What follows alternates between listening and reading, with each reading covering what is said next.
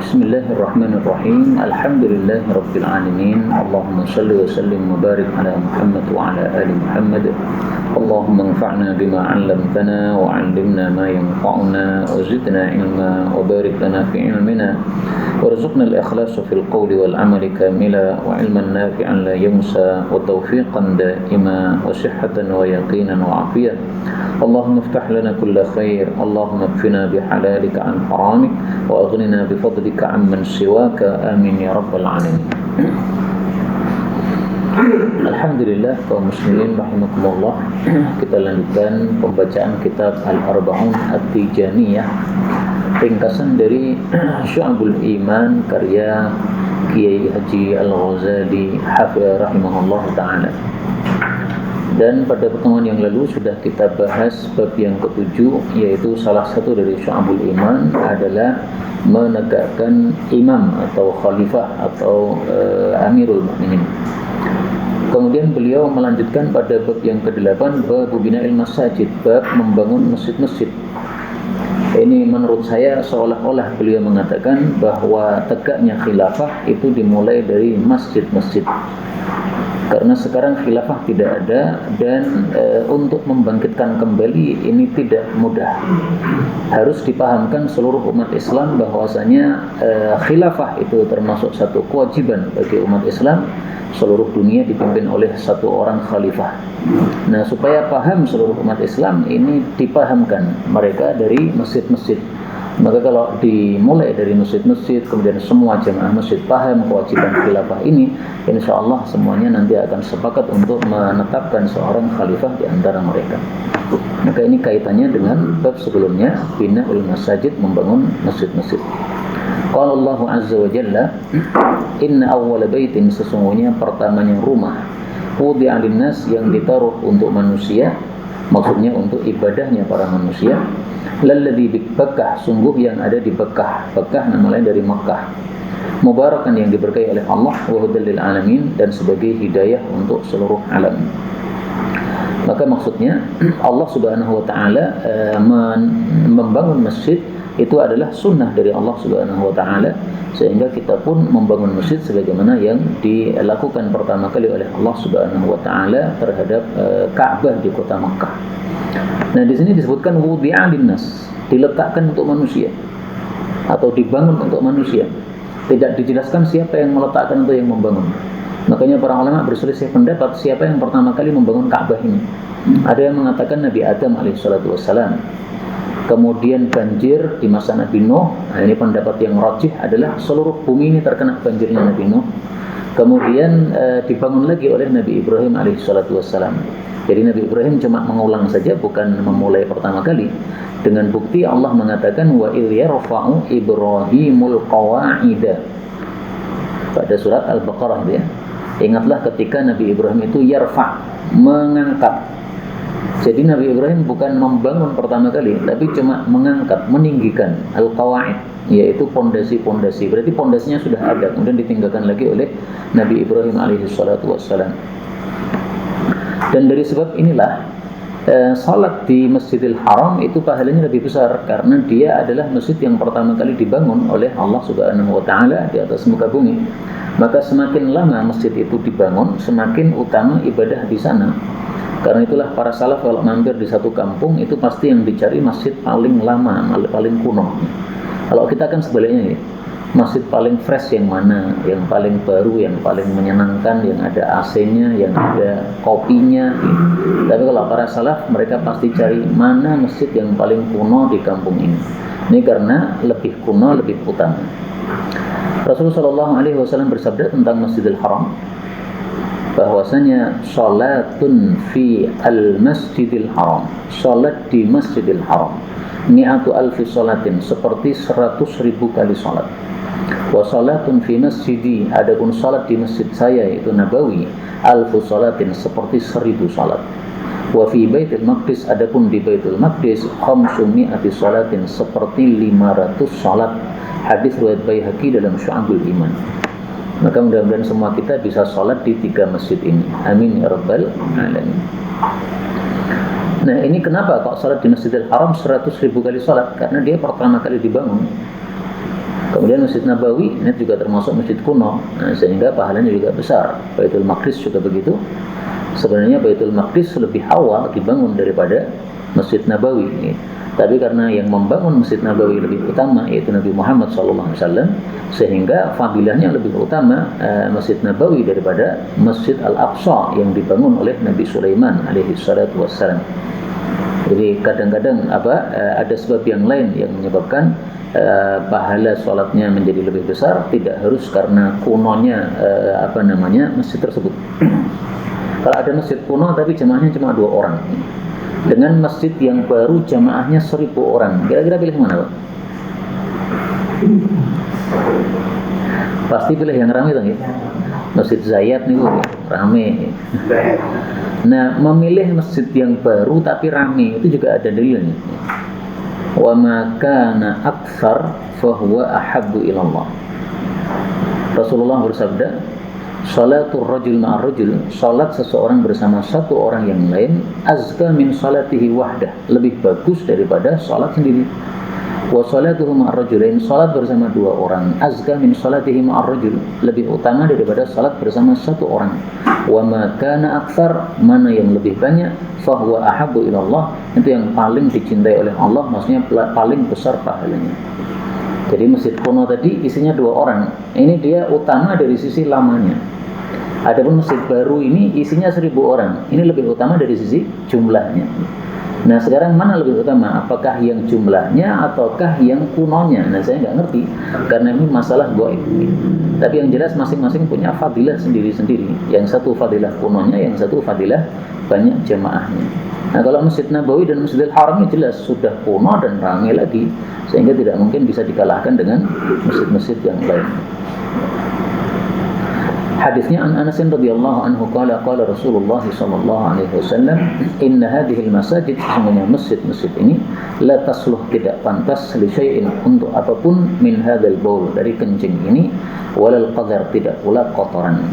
Innama hiya, tiada lain masjid-masjid itu, li dzikrillah azza wa jalla, untuk zikir kepada Allah, was salati, dan untuk salat, wa qiraatil Quran, dan untuk membaca Al-Quran. Atau kama qala Rasulullah sallallahu alaihi wasallam, atau sebagaimana yang disabdakan oleh Nabi. Jadi rawinya ini khawatir hadisnya salah sehingga dia tutup dengan kalimat seperti ini, atau seperti sabda Nabi sallallahu alaihi wasallam. Di sini ada kalimat la tasluh, ya, tidak pantas. Tidak pantas itu maksudnya tidak halal alias haram. Haram untuk kencing di dalam masjid. Dalam istilah hadis itu ada 3 kalimat yang maknanya sama. La yahillu, tidak halal. La yasluhu, tidak pantas sama juga tidak halal. La yanbaghi, tidak pantas juga tidak halal, sama ya. Saya kasihkan contohnya masing-masing. Adapun la yahillu, maka Rasulullah sallallahu alaihi wasallam bersabda, la yahillu ma'tan nisa, tidak halal mendatangi istri fi husushihinna, pada dubur mereka, ini haram. Adapun la yasluhu, Rasulullah sallallahu alaihi, selain hadis tadi ya, karena tadi juga la yasluhu, Rasulullah sallallahu alaihi wasallam bersabda kepada Asma ketika Asma pakai baju tipis, maka Nabi mengatakan, wahai Asma, innal mar'ah, sesungguhnya wanita, idza balaghatil mahid, kalau sudah haid, lam yasluh, tidak pantas, maksudnya haram, tidak halal, ayyura minha syai'un, untuk terlihat darinya sesuatu dari tubuhnya, illa hadza wa hadza, kecuali ini dan ini, yaitu wajah dan kedua telapak tangan. Hadis riwayat Abu Dawud sahih. Kemudian yang terakhir la yang bagi, Rasulullah sallallahu alaihi wasallam bersabda tentang harta zakat, bahwasanya harta zakat itu la yang bagi li ali Muhammadin, tidak pantas, maksudnya tidak boleh untuk dimakan atau diberikan kepada keluarga Nabi Muhammad sallallahu alaihi wasallam.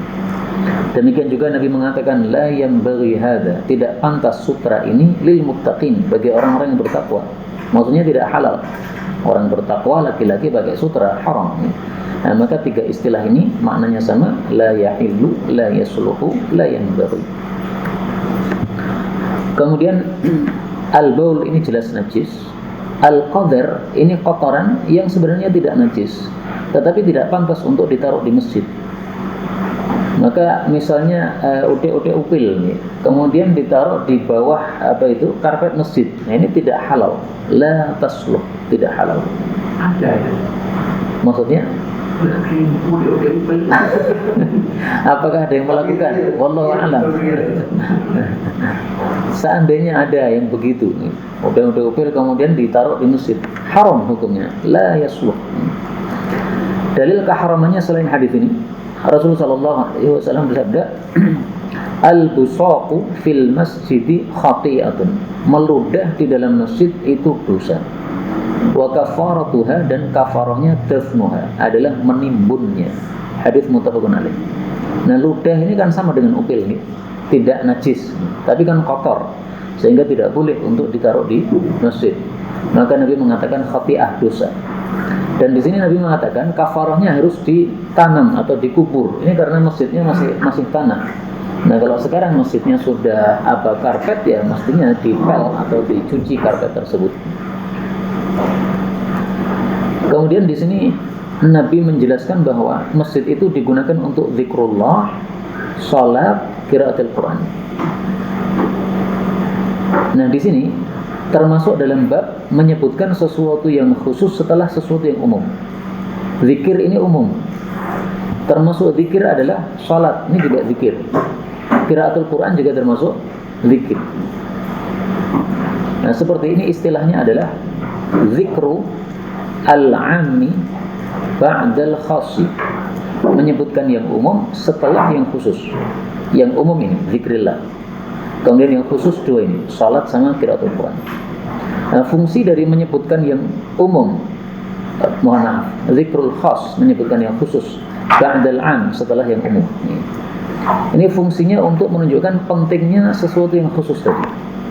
Berarti menunjukkan salat sama membaca Quran ini sesuatu yang sangat penting sekali di dalam Islam ini. Maka oleh Nabi SAW disebutkan secara khusus. Dan kalau kita cari hadis-hadis, memang menunjukkan hal itu. Misalnya Nabi mengatakan amal terbaik adalah salat. Wa'lamu, ketahuilah, anna bahwa khairu a'malikum, amal terbaik kalian as-salatu, salat. Hadis riwayat Ibnu Majah. Kemudian para ulama sepakat wirid yang paling utama, zikir paling utama itu membaca Quran. Karena membaca Quran satu hurufnya diberi pahala 10.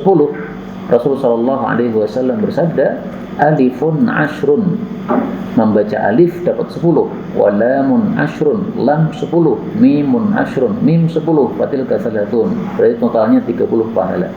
Hadis riwayat Abu Ja'far An-Nahas sahih. Walaupun tidak tahu arti. Walaupun tidak tahu artinya.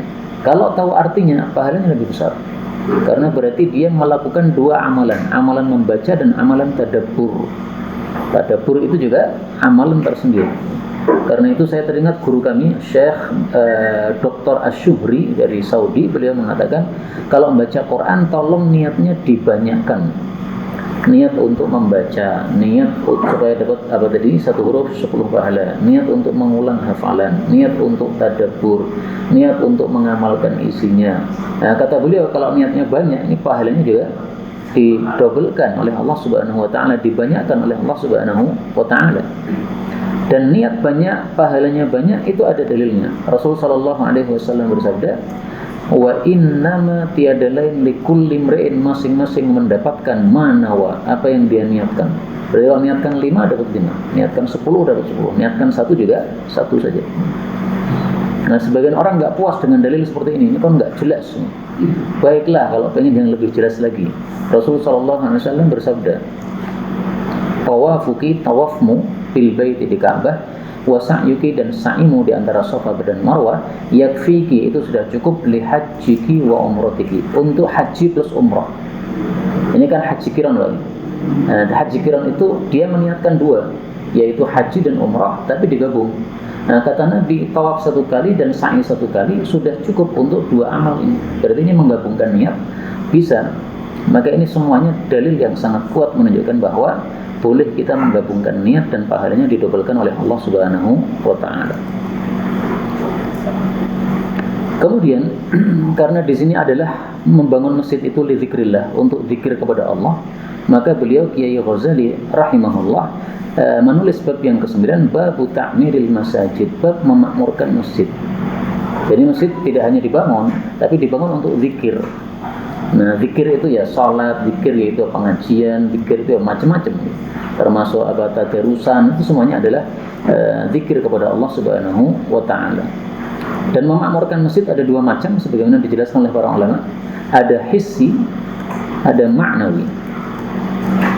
Kalau hissi ini fisiknya, mengecat masjid, menyapu masjid, memperbagus masjidnya, diganti yang bocornya, kemudian dipasangi AC dan sebagainya. Kalau maknawi ini yang rohnya, pengajiannya, sholat jamaahnya.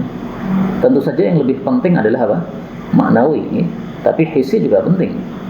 Sehingga sekarang masjid-masjid dikasih AC itu saya senang. Ini termasuk pemakmuran masjid dari sisi hissi. Kemudian masjid dikasih kopi, dikasih teh, itu juga termasuk pemakmuran masjid secara hissi.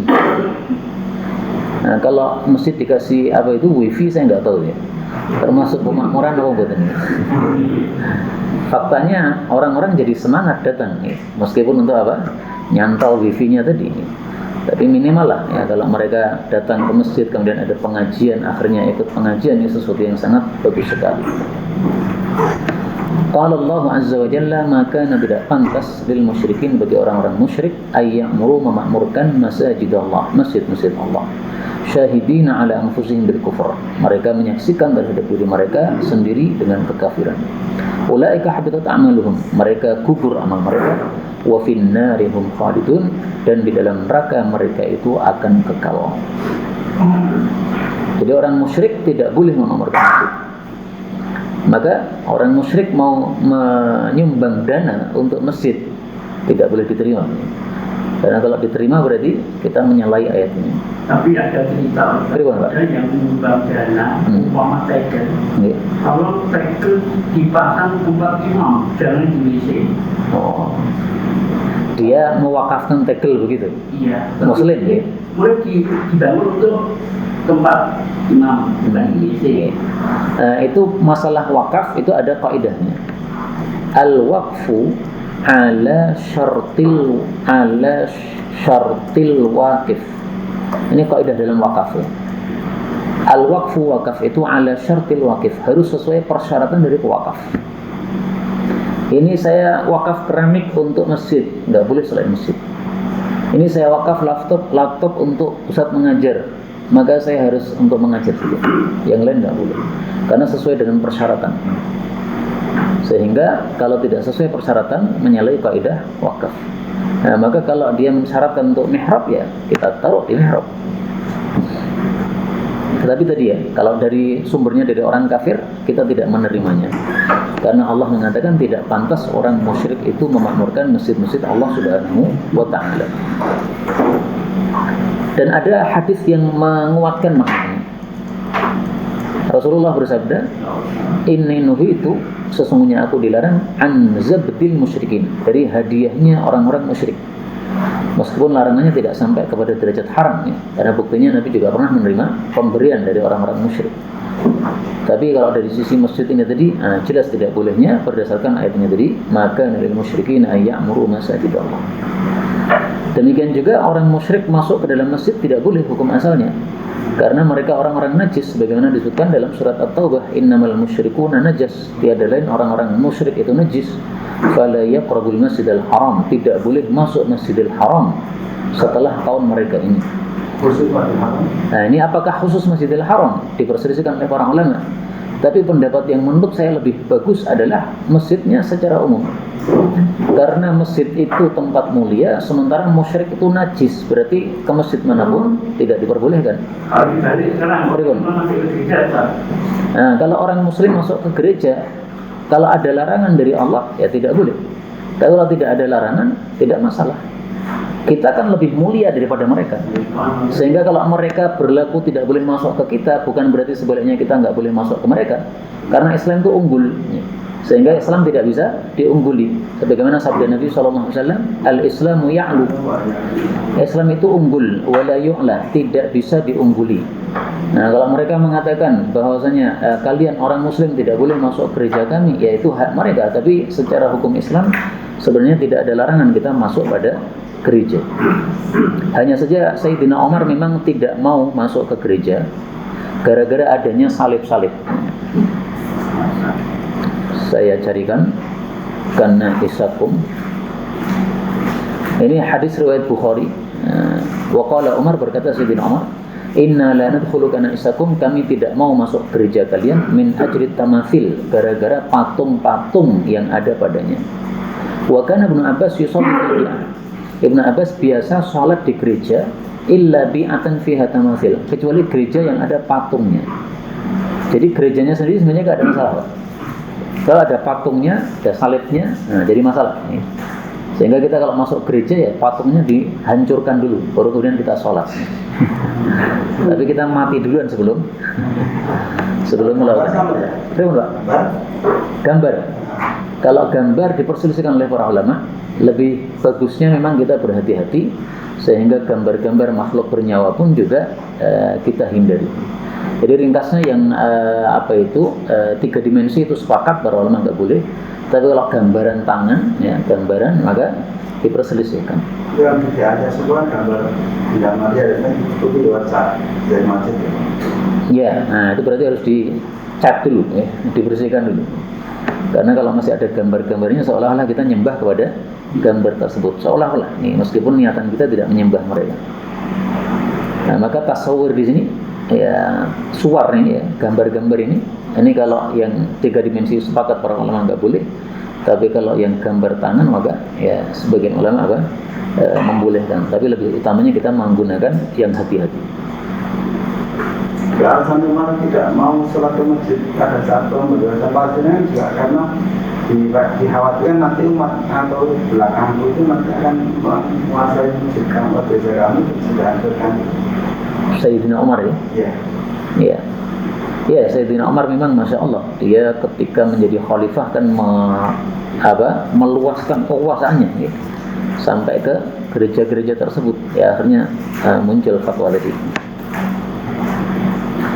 Kemudian hadisnya panjang ini. An Abi Hurairah radhiyallahu anhu an Nabi sallallahu alaihi wasallam qala, sab'atun, ada 7 golongan, yadhilluhumullah, Allah naungi mereka, fi dhilli, pada naungannya. Kata-kata 7 ini tidak membatasi. Karena ada kaidah al-adadu la mafhuma lahu. Jumlah itu tidak memiliki mafhum, maksudnya tidak untuk membatasi. Sehingga yudhilluhum, yang Allah memberi naungan mereka, fi dhillih, pada naungannya, ini tidak hanya 7. Dengan bukti Imam Suyuti berhasil mengumpulkan riwayat-riwayat, ternyata ada 70 kelompok yang dapat naungan dari Allah Subhanahu wa taala. Ini kitabnya di sini, Buzughul Hilal. Buzughul Hilal ini judulnya, Fil Khisalil Mujibah Lidhilal, tentang perkara-perkara yang menyebabkan dapat naungan Allah besok di akhirat. Ditulis oleh Imam Suyuti. Nah, di sini beliau berhasil mengumpulkan 70 golongan. Yang dimaksud dhillihi, naungannya, ini maksudnya adalah naungan singgasana Allah Subhanahu wa taala. Dari mana taunya? Dari hadis yang lain. Karena dalam hadis yang lain disebutkan fi dhilli arsyihi, di bawah naungan singgasana Allah Subhanahu wa taala. Nah, coba yang diterjemahkan apa itu? Terjemahan.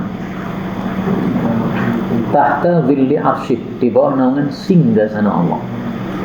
Tahta dhilli arsyih, di bawah naungan singgasana Allah.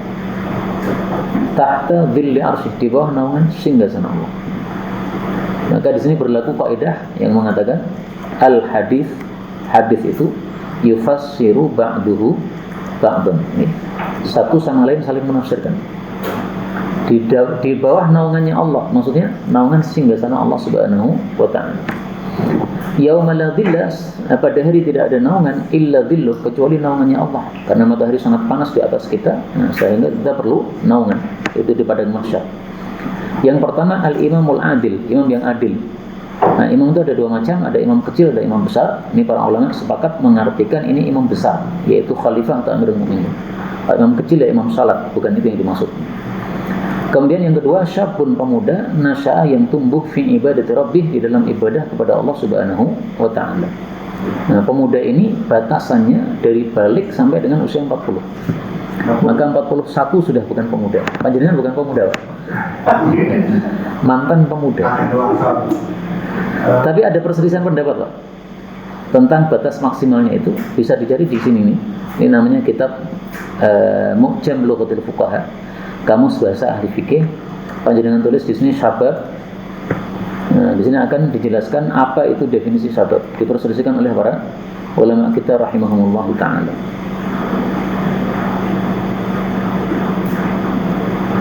Ini kitabnya di bawah. Nah, ini ya. Asy-syabab ala ikhtilafil aqwal, diperselisihkan beberapa pendapat. Min 15 sanah ila 30. 15 sampai 30. Malam yablugh alaihi syayb atau min sinni 19 atau 19 ila rabi'ah wa 30 sampai 34 atau baina 30 wal 40 atau sampai 40. Nah, jadi ada yang mengatakan 30, ada yang mengatakan 34, ada yang mengatakan 40, maksimal 40. Maka Nabi Isa itu masih syabab itu, karena naik kan usia 33 nih. Naik ke langit usia 33, masih termasuk syabab. Ketua Pangandaran itu 40 masih baru. Ya berarti didefinisikan aja ya. Yang boleh masuk sini siapa ya? Kalau Karang Taruna itu kan nggak ada kata-kata pemudanya loh, Pak. Berarti bebas saja tuh. Kalau istilah pemuda ya itulah. Kemudian yang ketiga, warajulun qalbuhu mu'allaqun fil masajid, dan seseorang yang hatinya terikat pada masjid. Kata-kata terikat pada masjid ini kurang jelas maknanya. Tapi kita temukan hadis yang menjelaskan maknanya. Maka kita gunakan kaidah tadi. Hadis satu sama lain saling menafsirkan. Mu'allaqun fil masajid.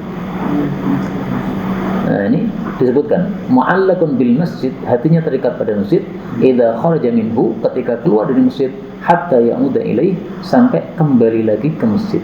Artinya dia selalu mondar-mandir di masjid. Subuh datang, nanti zuhur datang lagi, asar datang lagi, maghrib datang lagi, isya datang lagi. Inilah yang disebut terikat ke masjid. Sehingga gampang sekali untuk mengamalkan nomor 3 ini. Pokoknya rutin ke masjid sudah termasuk qalbuhu mu'allaqun fil masajid. Tapi kalau datnya enggak termasuk, Pak. Saat teka seorang enggak termasuk. Kemudian yang keempat, dua rajulani, dua orang tahabba fillah, saling cinta karena Allah. Ijtama'a alaih, kumpul karena Allah, tafarraqa alaih, pisah pun karena Allah. Nah, ini ada dua tafsiran di sini. Tafsiran yang pertama, dua orang saling cinta karena Allah, baik kumpul maupun pisah. Sehingga ketika pisah masih tetap menjaga persaudaraan. Tidak seperti sebagian orang kalau kumpul kelihatan baik, kalau pisah menggunjing, enggak begitu. Tapi masih saling cinta karena Allah Subhanahu wa taala. Tafsiran yang kedua, dia kumpul karena Allah, pisah karena Allah, maksudnya sampai mati. Jadi selama hidup itu cinta karena Allah, sampai mati pun masih cinta karena Allah Subhanahu wa taala. Dan dua tafsir ini sama-sama bagus ya. Memang semestinya kita begitu, kumpul kita menjaga ukhuwah, pisah pun juga menjaga ukhuwah sampai mati. Kemudian yang kelima, warajulun, seseorang talabat humra'atun, yang diminta oleh seseorang wanita, yaitu untuk zina, dzatu mansibin wa jamalin, yang punya kedudukan dan cantik. Faqala, lalu dia mengatakan, inni akhafullah, saya takut sama Allah Subhanahu wa taala. Kata-kata saya takut sama Allah ini tidak harus kalimatnya begini. Yang penting dia takut sama Allah. Maka Nabi Yusuf pun juga termasuk dalam hadis ini. Meskipun yang dia ucapkan apa? Ma'adzallah. Pada surat Yusuf ayat 23.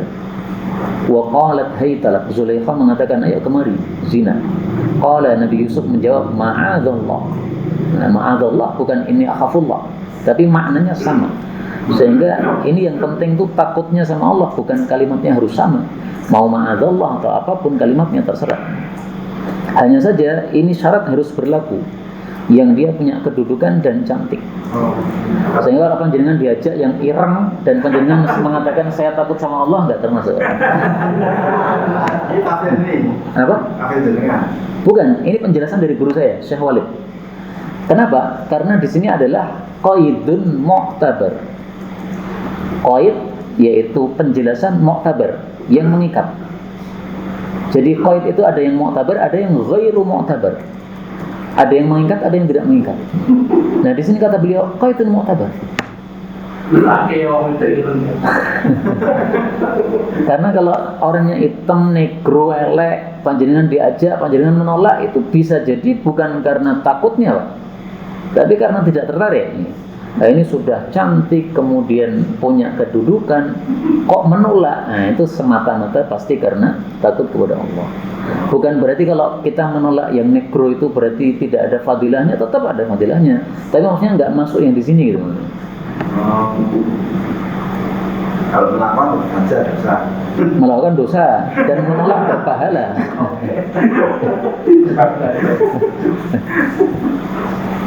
Ya zina apapun dosa. Dan jangan salah paham dengan hadis yang berikut ini. Hadis mengatakan, la yazniya, sungguh berzina dengan 10 wanita lebih baik daripada berzina dengan 1 istri tetangga. Bukan berarti lebih baik, berarti boleh, bukan gitu. Ini ngawur begini. Khairun lebih baik itu maksudnya lebih ringan dosanya. Kalau dipahami sesuai teksnya, wah baik berarti, wah ini nggak mungkin. Padahal sebelum tadi tetangga semua. Ini 10 ini maksudnya 10 yang bukan tetangga. Nah, lebih ringan dosanya daripada zina dengan 1 istri tetangga. Jadi nilainya 1 istri tetangga lebih utama daripada 10 wanita yang lain. Masya Allah. Mencuri juga begitu. Mencuri dari 10 rumah lebih ringan dosanya daripada mencuri dari 1 rumah tetangga. Ini hadis riwayat Ahmad Sahih. Ya, kemudian yang nomor 6, warajulun, dan seseorang tasaddaqa akhfa, dia bersedekah menyembunyikan, hatta la ta'lama shimaluhu, sampai tangan kirinya tidak mengetahui ma tunfiqu yaminu, apa yang diinfakkan oleh tangan kanannya. Ini menunjukkan bahwa sedekah sembunyi lebih utama daripada sedekah terang-terangan. Dan itu kita temukan dalam Quran dan hadis. Kalau Quran, Allah mengatakan wa in tukhfuha, surat Baqarah ayat 271. Dan jika kalian menyembunyikannya dan memberikannya kepada orang-orang fakir, fahuwa khairul lakum. Kalau hadis Nabi, istilahnya shadaqatus sirri, sedekah yang secara sir, tudfi'u ghadar rabbi, memadamkan murka Allah Subhanahu wa ta'ala. Nah, maka banyak para ulama yang melakukan sedekah sirri ini, keliling ke janda-janda, ngasih beras pada malam hari. Kemudian tidak ada yang tahu siapa yang ngasih beras, kecuali setelah dia mati. Karena setelah dia mati sudah tidak ada beras lagi. Terus ketika dimandikan ternyata pundaknya gosong. Nah, itu ternyata karena dia suka mikuli itu tadi, beras itu. Itu salah satunya yang melakukan adalah Muhammad Al-Baqir atau yang lainnya dia. Salah satu ulama-ulama kita yang sudah wafat lama, termasuk ulama salaf. Nah, itu diketahuinya ya karena setelah mati. Selama hidup nggak pernah ketahuan. Karena dia menunggu semua orang sudah tidur baru kemudian keliling. Nah, itu karena mengamalkan ini, sedekah secara akhfa, sembunyi-sembunyi. Ini termasuk sunnah yang apa? Sudah punah sunnah seperti ini.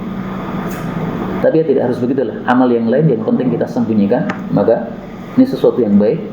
Ada pesan dari Nabi, man istata'a minkum, siapa yang mampu ayyakuna lahu khib'un, memiliki satu simpanan min amalin saleh, amal saleh. Simpanan berarti nggak ada yang tahu, Pak. Falyaf'al, maka adalah melakukan. Apa bedanya dengan amalan yang ikhlas? Siri, sembunyi, ikhlas. Kalau kita melakukannya secara sirri, itu berarti lebih ikhlas. Maka kenapa yang sirri itu lebih besar pahalanya? Dari sisi ikhlasnya, semata-mata dari sisi ikhlasnya. Makanya banyak para salaf itu kalau nangis pas banyak orang itu pura-pura batuk sehingga tidak kelihatan nangis. Terus dia berhenti. Tidak seperti sekarang kita, kalau ngimami nangis, tapi kalau pas sendiri nggak nangis, nggak begitu. Malah sebaliknya mereka. Pas sendiri nangisnya terseduh-seduh, pas ngimami kemudian keluar tangis itu berusaha untuk pura-pura nggak nangis. Pura-pura batuk, kemudian rukuk dan sebagainya. Nah, mereka menyembunyikan amal mereka. Kemudian yang ketujuh, warujulun, dan seseorang zakarallaha khalian, yang menyebut Allah atau ingat kepada Allah ketika sepi, fafadat ainah, lalu matanya pun melelehkan air mata. Ini hadis muttafaqun alaih. Nah, yang berkaitan dengan bab, karena tadi babnya adalah ta'mirul masajid, berarti yang nomor 3, warujulun qalbuhu mu'allaqun fil masajid, mondar-mandir masjid. Kemudian Kemudian bab 10 beliau mengatakan babu insya'i ma'alimiddin, bab membuat atau membangun ma'alimiddin, tempat-tempat belajar agama. Min ta'limil ulum, dari pengajaran ilmu wal hikmah dan sunnah. Wa husni soal wal jawab, dan soal jawab yang baik. Wal amal biha, dan mengamalkan ilmu. Ini yang saya paham, beliau Kiai Ghazali rahimahullahu ta'ala seolah-olah mengatakan kalau sudah bangun masjid jangan digunakan untuk sholat saja, tapi juga untuk pengajian, karena rohnya masjid itu sebenarnya bukan hanya di sholat. Kalau cuma sholat tapi semua nggak paham agama, apa gunanya? Padahal agama tegak dengan dua, bisina dengan senjata, wal bayan dan ilmu. Nah, sinan senjata itu di medan perang, bayan penjelasan atau ilmu ini di masjid-masjid di masa Nabi SAW. Tapi ya tidak harus di masjid, sehingga beliau mengatakan di sini insya ma'alimiddin. Maka beliau membuat pesantren atau sekolahan madrasah itu karena supaya semua orang paham agama. Kalau sudah paham agama, nanti semuanya paham pentingnya khilafah, nanti akan muncul khilafah, sehingga tegak imamah di dalam Islam ini yang sudah punah, yang semestinya itu adalah kewajiban kita semuanya. Nah, di sini saya tampilkan dua riwayat dari Abu Hanifah. Kenapa yang saya pilih yang riwayat Abu Hanifah? Karena jarangnya riwayat Abu Hanifah ini ditampilkan. Sehingga saya ingin menampakkan kepada orang bahwa Mbah Ghazali ini rujukannya sangat banyak. Termasuk kitab-kitab yang jarang dibuka orang, yaitu Musnad Abu Hanifah. 1 jilid Musnad Abu Hanifah. An Abdullah bin Al-Harith bin Jaz'in sahibin Nabi sallallahu alaihi wasallam yaqul sami'tu Rasulullah sallallahu alaihi wasallam yaqul man tafaqqaha fi dinillah, siapa yang berusaha memahami agama Allah, kafahu Allahu mahammah, Allah akan cukupi keperluannya atau kepentingannya. Wa razaqahu min haitsu la yahtasib, Allah kasih rezeki dari arah yang tidak dia sangka. Nah, di sini mahammahu saya kasih tanda kurung. Ini karena saya temukan 3 riwayat. Riwayat pertama mahammahu seperti ini tadi. Riwayat kedua hammahu tanpa mim di depan. Hamun ini kesusahan, jadi kesusahannya dicukupi oleh Allah Subhanahu wa taala. Riwayat yang lain kafahullahu azza wa jalla, Allah kasih cukup dia, tanpa ada tambahan mahammahu. Dan kalimat yang terakhir ini lebih bagus karena berarti yang dicukupi ya segala sesuatu, maka tidak disebutkan maf'ul bihnya atau objeknya. Hadis ini diriwayatkan oleh Abu Hanifah dalam kitab Musnadnya, dan Abu Hanifah ini derajatnya diperselisihkan oleh para ulama. Sebagian ulama mengatakan Abu Hanifah ini perawi yang thiqah sehingga riwayatnya bisa diterima. Sebagian lagi mengatakan dia ahli fikih tapi periwayatan hadisnya dhaif. Iya, pembuat mazhab Hanafi itu ahli fikih yang kuat, tetapi dari sisi hadis dhaif. Saya tampilkan di sini penjelasan para ulama tentang Abu Hanifah. Dan kalau saya mengatakan Abu Hanifah dhaif itu bukan melecehkan sama sekali, itu karena mendudukkan masing-masing orang pada porsinya masing-masing. Dia kuat fikih tapi dhaif dalam hadis, ya biasalah. Ya namanya manusia kayak begitu. Nah, di sini wa wasalahul Baihaqi, ini dalam Bulughul Maram nomor 1920, di situ ada kalimat wa wasalahul Baihaqi min tariqi Abi Hanifah. Nah, kemudian di footnote dijelaskan dhaifun. Ini hadisnya Abu Hanifah dhaif. Jadi menurut penulis ini, yaitu Syekh Zuhairi, muridnya Syekh Albani, Abu Hanifah termasuk yang dhaif. Beliau mengatakan wa Abu Hanifah itu dhaifun, lemah inda a'immatil jarh wa ta'dil, menurut para ulama-ulama ahli jarh dan ta'dil. Karena itulah yang membahayakan mengatakan kadza rawahu Abu Hanifah dan seterusnya. Nah, maka ringkasnya Abu Hanifah ini kalau mau jujur, ya sebagian ulama menganggapnya perawi yang thiqah, sebagian lagi mengatakan dia perawi yang dhaif. Maka riwayat Abu Hanifah tidak begitu kuat. Tapi kenapa ini saya milih malah tampilkan di sini? Ya karena maknanya sahih. Hadis ini maknanya sahih. Sanadnya dhaif enggak ada masalah. Yang penting isinya benar. Isinya benar, sanadnya dhaif. Sanadnya dhaif. Istilahnya adalah dhaiful mabna, sahihul makna. Dhaiful mabna, dhaif sanadnya. Sahihul makna, sahih isinya. Nah, untuk mengetahui sahih isinya, ya kita cari dalil-dalil yang lain. Kalau ada dalil-dalil yang lain yang semakna dengan ini, berarti apa? Benar. Dan itu riwayatnya kehidupannya jauh dengan ini. Syalbani, iya, jauh. Tapi kan mengambil dari kitab-kitab ulama jarh wa ta'dil. Jadi beliau membuka kitab-kitab ulama jarh wa ta'dil, kemudian menyimpulkan, oh ternyata menurut ulama jarh wa ta'dil Abu Hanifah itu lebih banyak yang mendhaifkan. Ada yang mensahihkan, tapi ada banyak yang mendhaifkan. Maka kesimpulannya dhaif. Ya tentu saja mazhab Hanafi enggak setuju kalau imamnya didhaifkan. Ya. Tapi saya ingin tampilkan di sini contoh para ulama itu bidang masing-masing, mereka itu fokus di bidang apa, kuatnya di situ aja. Disebutkan oleh Zahabi dalam kitab Tazkiratul Huffaz bahwa ada seorang ulama namanya Nuh Al-Jami. Beliau itu ma'a jalalatihi fil ilmi, meskipun ilmunya sangat mulia, turika hadithu, tapi hadisnya didhaifkan oleh para ulama. Kemudian si bawah ini ahli nawawi, si bawah ahli nawawi nahwu, ya. Wala yadri mal hadis, tapi enggak paham sama sekali hadis Nabi, enggak tahu belajar. Imam Waqi ini ahli hadis, tapi bahasa Arabnya kacau. Abu Nuwas ini ahli syair mantap, uryun min ghairi, tapi nol dalam bidang yang lain. Abdurrahman bin Mahdi ini imam dalam hadis, tapi tidak paham sama sekali tentang tibbun nabawi, tentang pengobatan.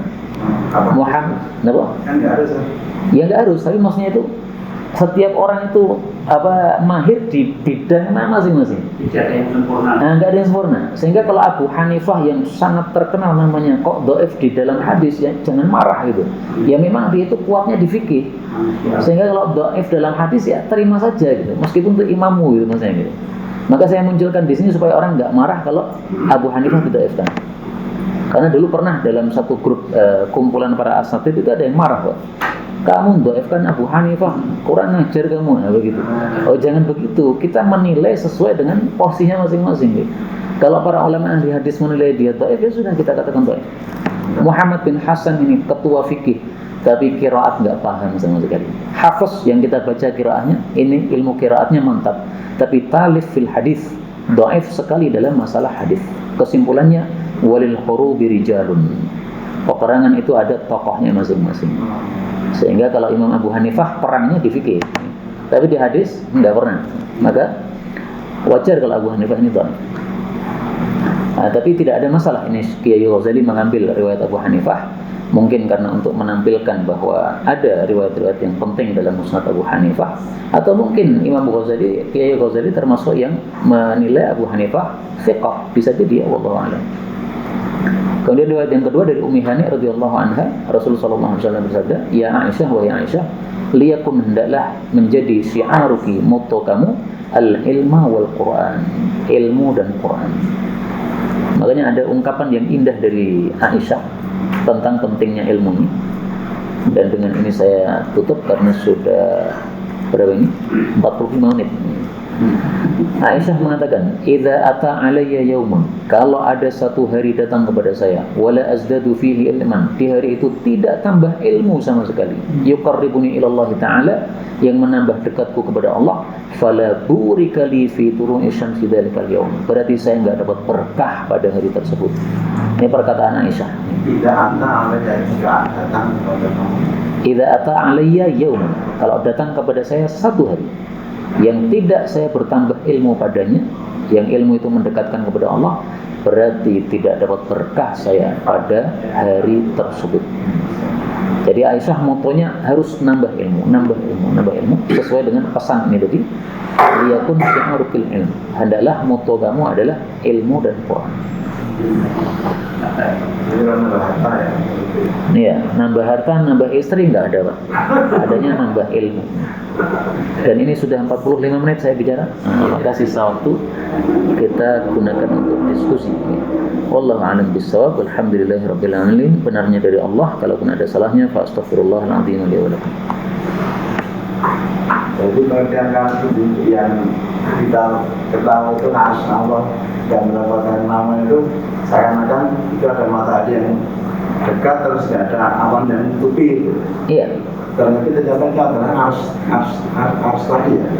Sehingga sananya Allah Subhanahu wa taala yang menaungi kita.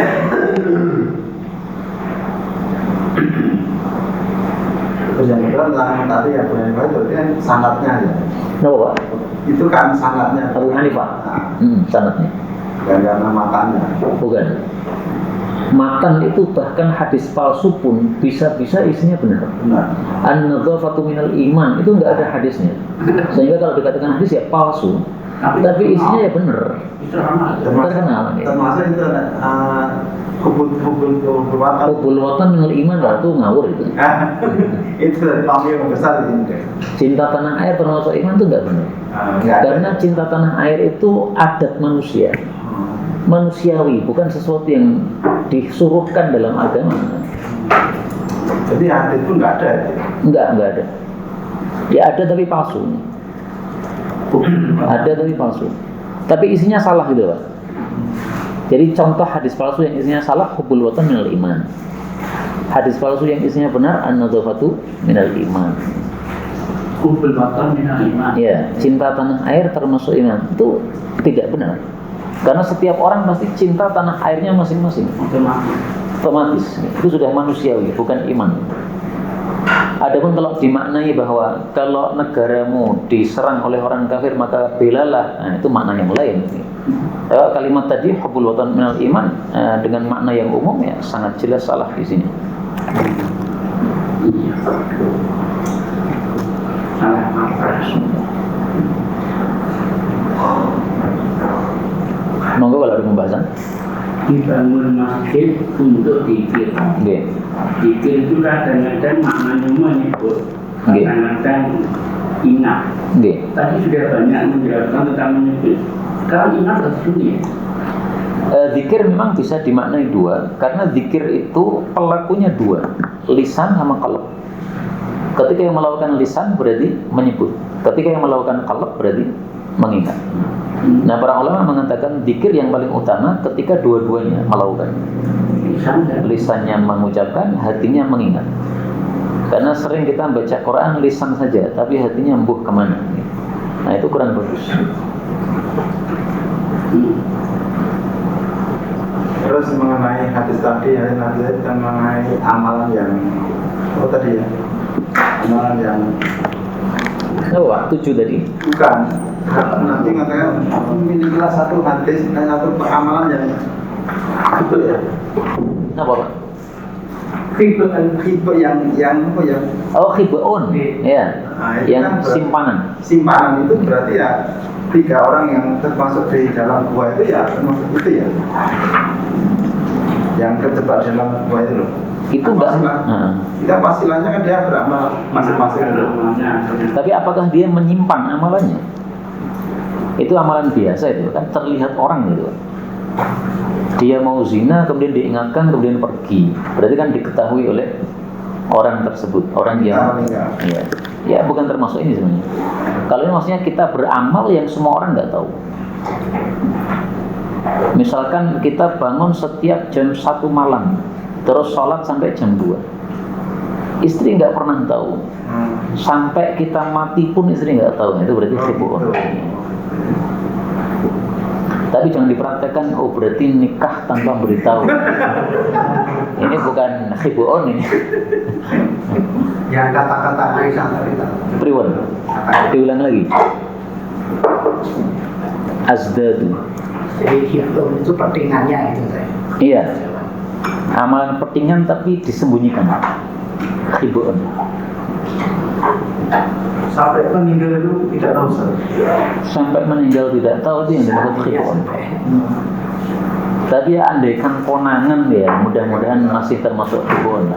Yang penting kita nggak cerita sama sekali. Seperti ulama tadi sir. Yang itu kan? Iya.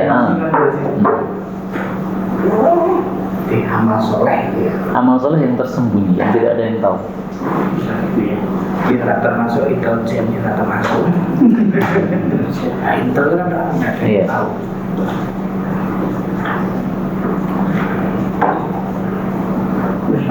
Kemarin tuh di masjid kami itu datangi mampir sholat.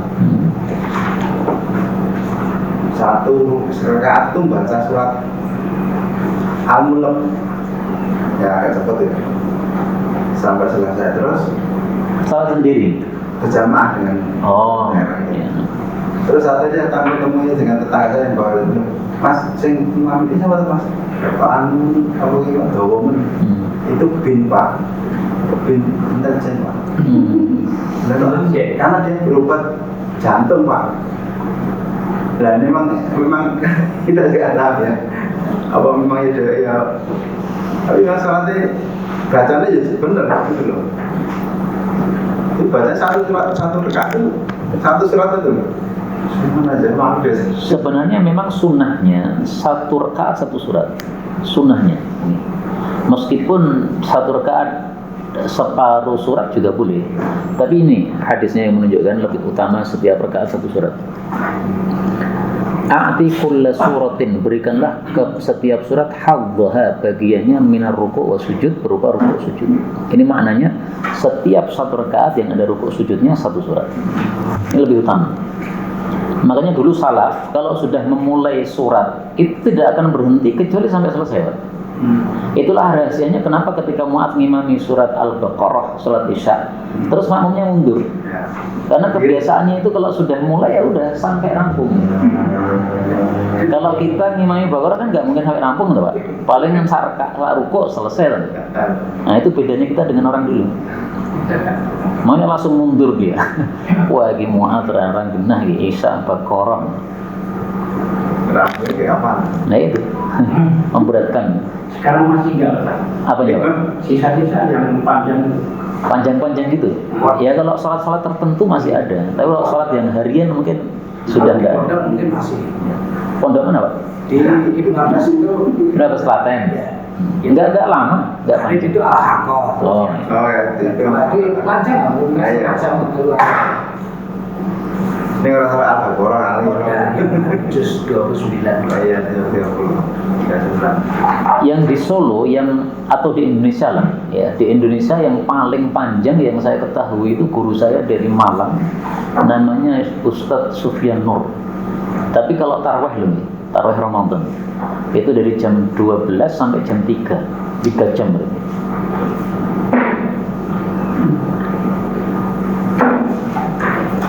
Kalau di Solo yang paling panjang ya Ustadz Mudakir itu kalau Jumat 30 menit itu Pak.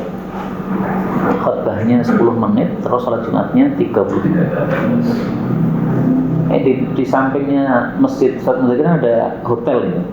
Nah, ada seorang dari hotel itu ikut Jumatan. Tampaknya terlalu lama, nggak kuat, akhirnya batal, dia keluar baliknya ke hotel nggak balik. Ya mungkin dalam hatinya sekapok kesuwen. 30 menit loh Pak. Saya hitung betul 30 menit lelah. Teman saya pernah ada yang pingsan Pak. Ya pas di situ juga tiba-tiba jatuh. Mungkin bukan sarapan atau gimana. Saya kemarin bulan Agustus itu kemarin itu umroh. Kebetulan diberi kesempatan oleh Allah bisa Jumatan di Madinah kemudian di Makkah. Jadi yang saya sampai sekarang mikir, jadi di kedua masjid Nabawi dan Masjidil Haram di sholat Jumat rakaat pertama itu Al-Qari'ah, rakaat kedua yang satu Lillah, yang satu Al-Qunut. Padahal Jumatan. Iya, Jumatan. Berarti bodoh Pak. Enggak, saya sendiri itu kalau imam ya nela Jumat ya saya pikir dan aku kira kok salah ya. Memang mungkin faktor sana sudah sudah cenderung melayani. Ya itu ada dua hal ya. Kalau kita mau husnudzonnya mungkin karena banyaknya orang-orang lemah, mungkin lagi akhirnya diringankan. Ya. Tapi menurut saya husnudzon begitu kayak dipaksakan gitu. Karena orang-orang lemah pun bisa duduk gitu.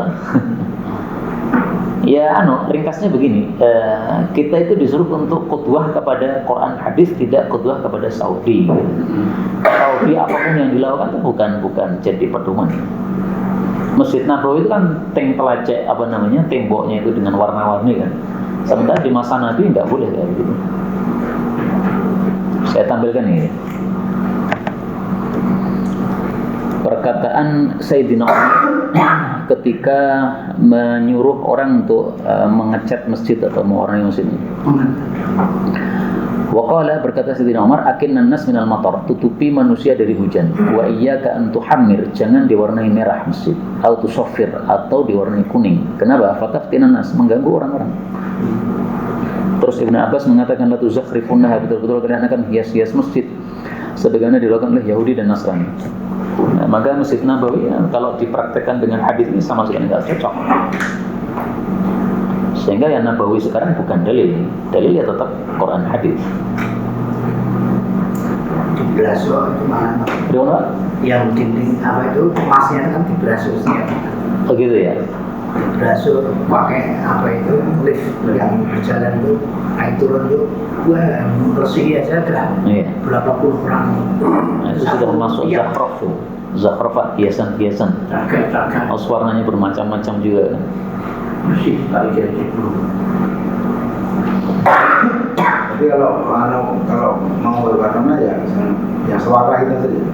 Yang tidak begitu mencolok sehingga menarik perhatian orang, jadi malah sholatnya tertuju kepada warnanya gitu.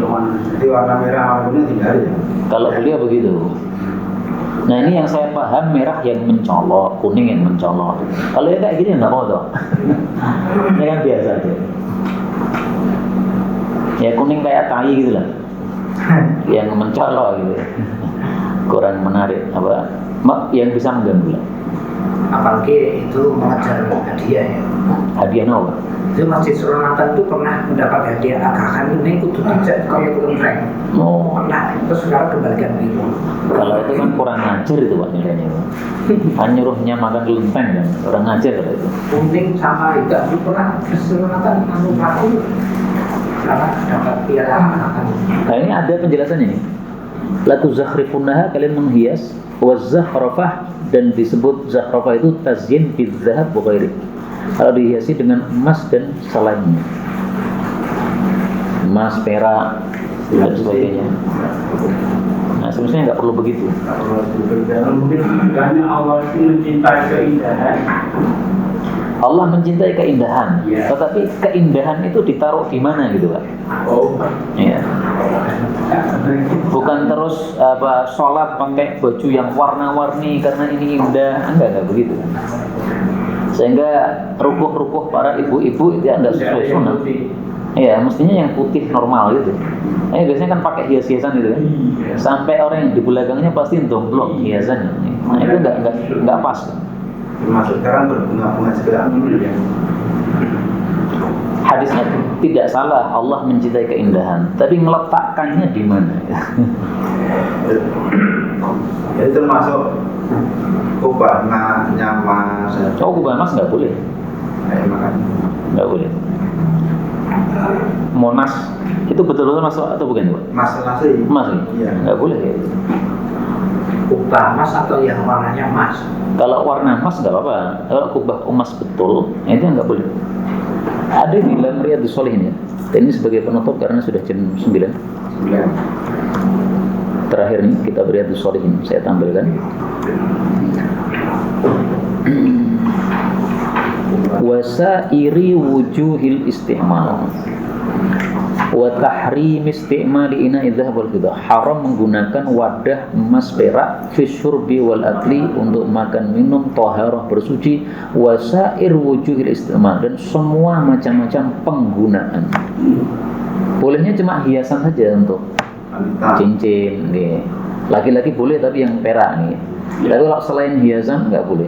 Untuk gelas nggak boleh, untuk pulpen nggak boleh, untuk tadi Monas juga nggak boleh. Sejarah tukar cincin di Pernikahan kita itu, iya. itu dari barat itu Pak. Tapi dulu kan nggak tukar cincin tuh Pak. Nggak ada budaya. Oh zaman dulu nggak ada ya.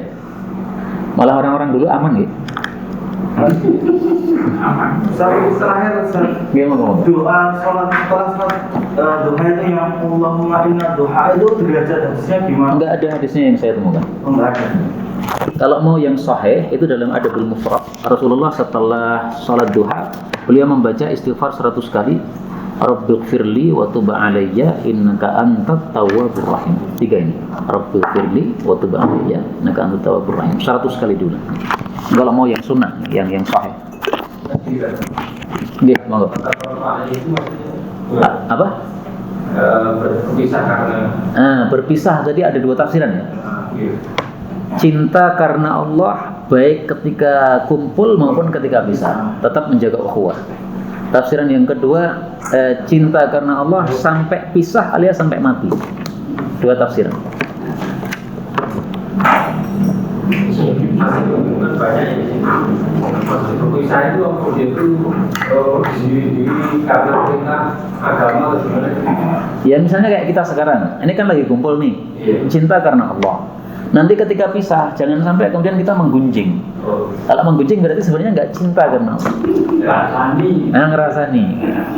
Nah, cinta karena Allah ya ketika kumpul ya kayak begitu, ukhuwah, senyum baik. Ketika pisah juga sama gitu. Nah, itu maksudnya, menjaga ukhuwah intinya gitu. Mungkin derajatnya mungkin yang dia tanyakan itu pisah keluarga itu jadi cerai itu. Enggak harus begitu. Mungkin dari Enggak ya, cuma ke kaca biasa. Iya, pisah apapun pokoknya kita sekarang kumpul nanti pas pisah, nah itu maksudnya. Ya, jadi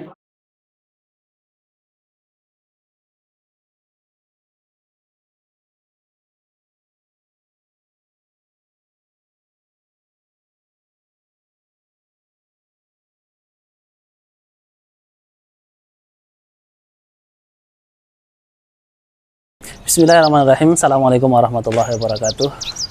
Sahabat dan pemirsa dimanapun Anda berada, alhamdulillah saat ini Al Islam TV sudah berjalan menginjak tahun yang ke-7, yang mana selama ini kita berusaha untuk memperbaiki semaksimal mungkin baik dari segala kualitas, baik kualitas video maupun audio yang kami tampilkan, sehingga video-video pembelajaran agama ini bisa dinikmati dengan sebaik mungkin oleh pemirsa dan sahabat dimanapun Anda berada. Ya, pemirsa dimanapun Anda berada, kami sampaikan bahwa selama ini kami beroperasi dari sebuah tempat di belakang saya ini, yang mana ukurannya 2,5 meter kali 7 meter, yang mana dari tempat inilah kami menyiarkan seluruh kajian-kajian yang kami siarkan. Begitu juga kami memproses semua video. Selain itu juga tempat ini yang kami gunakan untuk merekod dari kajian para asatid. Begitu juga kita gunakan untuk taklim, pembelajaran kepada mereka-mereka yang membutuhkan untuk belajar langsung kepada para asatid kita. Setelah berjalan selama hampir 7 tahun ini, akhirnya kami dari segenap tim media Al-Islam memutuskan untuk memperluas studio, yang mana selama ini kita hanyalah dipinjami tempat dan kita diberikan hak untuk menggunakannya saja. Tetapi kita melihat bahwasanya berjalannya waktu ini kita membutuhkan untuk tempat yang lebih luas.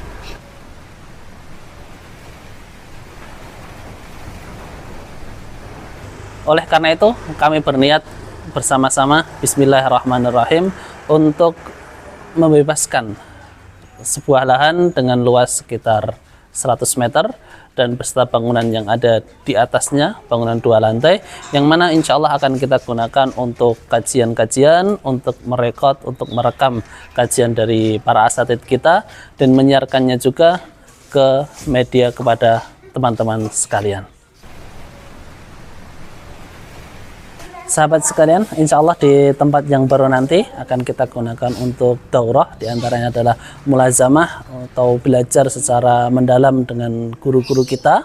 Selain itu juga akan kita gunakan untuk kajian-kajian yang lainnya, untuk kita gunakan juga untuk memproses semua audio dan video yang kita rekam dari berbagai tempat yang mana guru-guru kita mengajar di sana, dan akan kita tayangkan di channel kesayangan kita ini, yaitu di channel Al Islam TV, sehingga sahabat bisa menikmatinya, bisa belajar dengannya secara nyaman dan baik.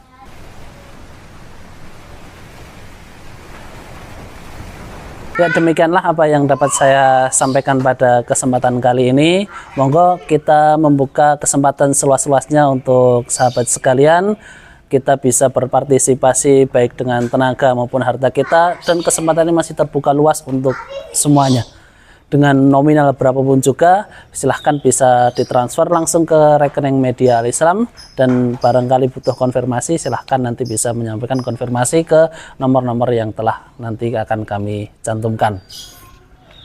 Demikianlah akhirul kalam, wabillahi taufiq wal hidayah. Assalamualaikum warahmatullahi wabarakatuh.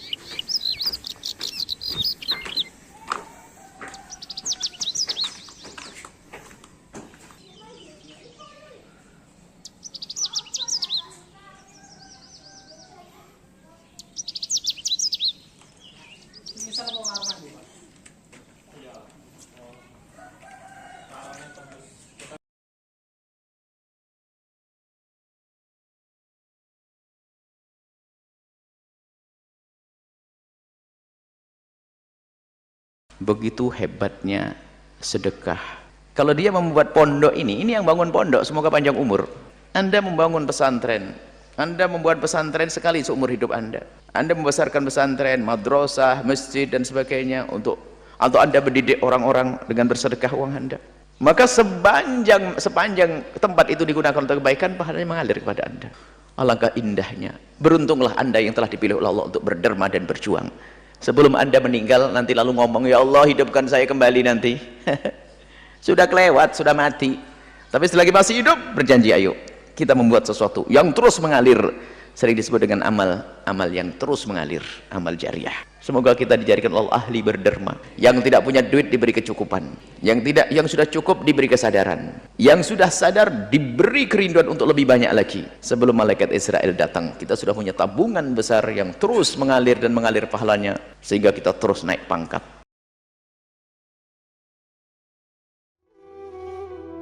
Jika seorang mengalami sakaratul maut, berandai-andai, laula akhartani ila ajalin qarib, kembalikan kami ke muka bumi sedetik saja, fa'asaddaqah, pasti bersedekah. Ibnu Qayyim al-Jauziyah menjelaskan kenapa tidak disebut sholat, puasa, haji, tapi malah sedekah. Pertama, karena sedekah sangat meringankan sakaratul maut. Kedua, lampu yang paling terang di alam kubur. Yang ketiga, pintu surga yang paling besar terbuka adalah as-sahaya, yang dilewati oleh orang dermawan. Kemudian yang keempat, tanda ibadah diterima adalah senangnya sedekah. Yang kelima, paling sulit menghadapi hisab adalah harta. Dari mana harta didapat dan dikemanakan. Maka bersyukurlah hamba Allah yang mensedekahkan jariah hartanya, walau dia wafat, harta itu terus mengalir sampai hari kiamat.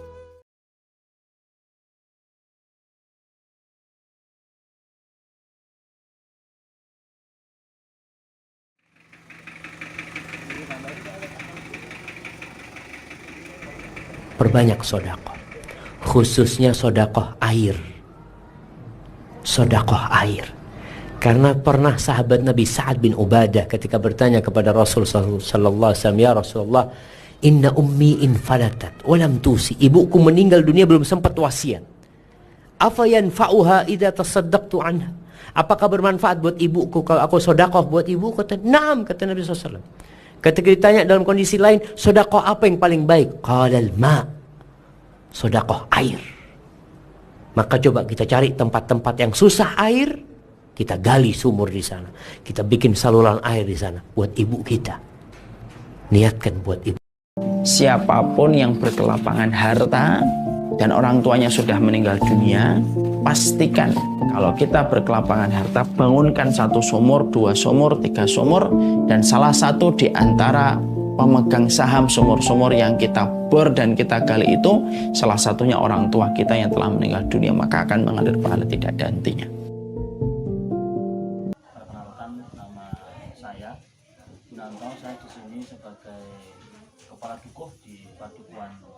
Purworejo, RT 3 RW 2, Kelurahan Jurang-Jeru, Kapanewon Ngawen, Kabupaten Gunung Kidul, Daerah Istimewa Yogyakarta.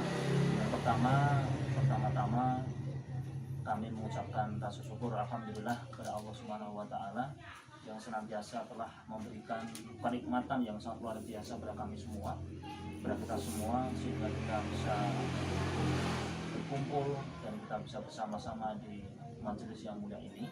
Alhamdulillah rabbil alamin, untuk kedua kalinya saya sebagai wakil di warga di Padukuhan Purworejo RT 3 RW 2 Kelurahan Jurang-Jeru, Kapanewon Ngawen, sangat-sangat mengucapkan banyak terima kasih kepada yang pertama semua donatur dari Al-Islam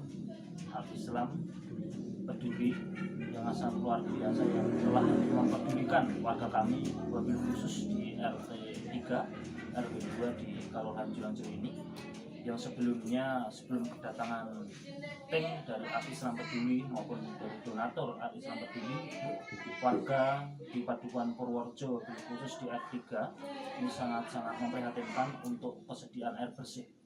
Oleh karenanya kami sebagai wakil sangat bersyukur alhamdulillah kepada Allah Subhanahu wa taala dan juga kepada para donatur dan juga tim Al-Islam Peduli yang sangat-sangat luar biasa perjuangannya memberikan bantuan yang kepada kami, sehingga mudah-mudahan teriring doa. Kami tidak bisa memberikan apapun, berbentuk apapun, itu hanya doa kepada Allah Subhanahu wa taala. Mudah-mudahan semua yang terlibat di pembangunan sumur maupun yang terlibat dalam pembangunan instalasi sumur ini bisa bermanfaat barokah kepada terutama para donatur dan juga pelaku maupun warga kami dan juga semua tim Al-Islam Peduli ini.